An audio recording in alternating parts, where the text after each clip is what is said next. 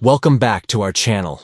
Today, we're diving into an exciting feature for WhatsApp users on PC. With the latest update, enabling notifications on the WhatsApp desktop app has never been easier. Let's get started. First, you'll want to open your WhatsApp desktop app. If you haven't installed it yet, make sure to download it from the official website. Once you have it running, log into your account using your phone's QR code.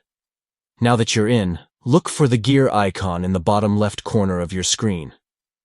This icon opens the Settings menu, where you can customize your experience. Click on that gear icon, and you'll see several options. Here, you want to navigate to the Notifications section. This is where the magic happens.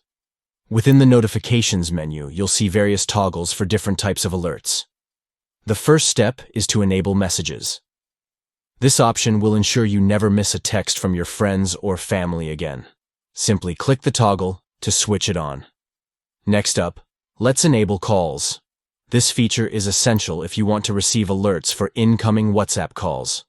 Just like with messages, toggle the switch to keep you notified about calls as they come in.